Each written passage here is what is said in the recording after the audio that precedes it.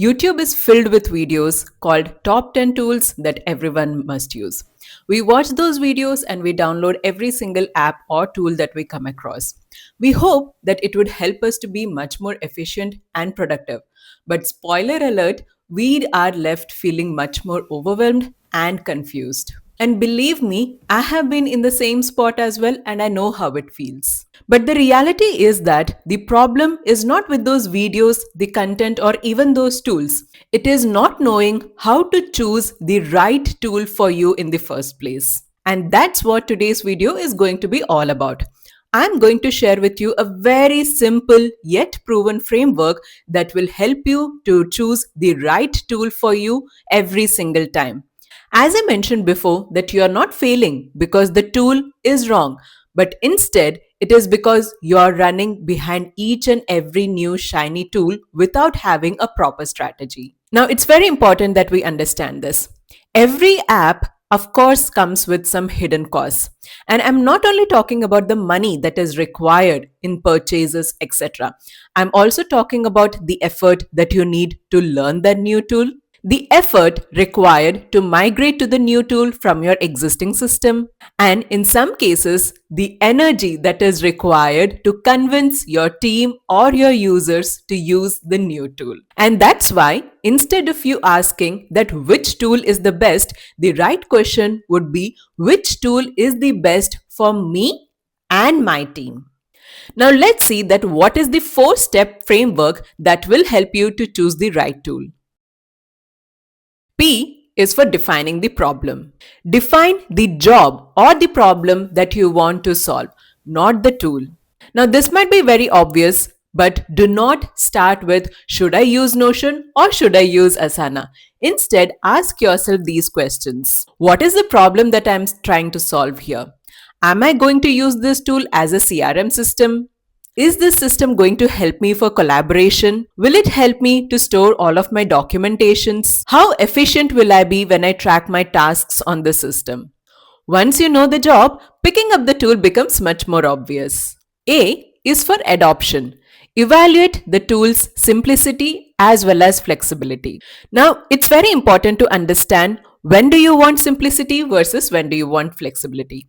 Simplicity is great when you're just starting out and you want to get comfortable with the tool or the system, whereas flexibility is a must when your plan is to scale. For example, Todoist is fantastic when you're starting out and you want to keep a track on your to-do list, whereas Notion just takes it up a step further by providing you many more features. It will help you not only in tracking your tasks, but also in certain automations and also for collaborating with your team. So Todoist is a great starting point, but later you might want to upgrade to Notion. Remember, the trick is not to over upgrade way too early and overwhelm yourself. S stands for scalability.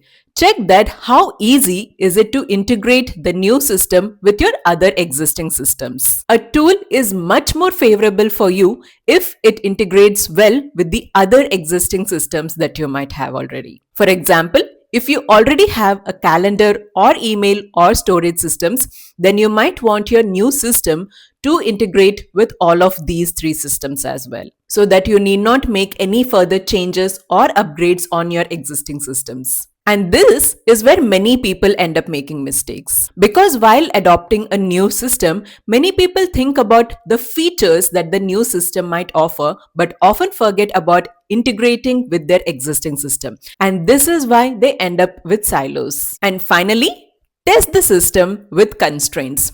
Do not just commit to a system for a long term. Start testing it. Try using the system for say some 30 days. In case you're trying out a new tool with your team, then try to run one project using the new system from the start to the beginning, or even try it out for 30 days. See that what is the pros versus what is the cons, and also how easy was it to adopt, integrate, and also how your team feels about it. During these initial 30 days, do not migrate everything. Just try to play around with the system, which will help you to answer few questions. Check if it helped you to save time. Checked if it made you more efficient or gave you clarity in certain processes. And if not, then it means that the system might not be right for you and your team, at least at this particular moment. Now let's test out this framework with a very simple example wherein I want to pick up a project management tool. For example, say that at the moment I'm using a simple Google Sheet as my project management tool. I want to upgrade to say a new system like Notion for the same purpose. Let us apply this framework, compare the two systems and see that what would help me the best. Step 1 is to define the job. I want not only to track my project, my daily tasks, but I also need some good collaboration with my team. I want to have a clear picture on what are the tasks that my team is working on and what is the status there. Step 2 is to check for simplicity versus flexibility. Google Sheets are great and I have been using them from quite some time. So I find it quite easy to use. But I also know that Notion would give me much more flexibility, especially with all the integrations and the automations that I can do there. Step 3 will be integration. As I said before, that I know that Notion would integrate well with my existing systems. And now that I know that Notion might work out well for me, I will try to test it out for the next 30 days and evaluate it against my existing system of using Google Sheets as a project management tool. I will see that how will the new system, that is Notion, what extra advantages will it give to me when compared to my previous system, and that would help me to make a much better decision. So before you adopt any new tool, ask yourself this simple question. Am I doing this replacement so that the new tool provides me much more clarity? Or is it to make me much more efficient? Or is it for better collaboration? Evaluate the system and see if it is helping you to be better or is it adding more chaos. So the next time you see another video saying top 10 tools that you must use, do not right away step in and download the app or the tool. Instead, ask yourself if you need the tool or app right now, and if so, then for what reason. And do not forget to apply the past framework which we just discussed in this video. If you found the video to be helpful, then do like, share, comment and also subscribe to the channel if you haven't already. I will see you all very soon with a new video. Until then, take very good care of yourselves. Bye.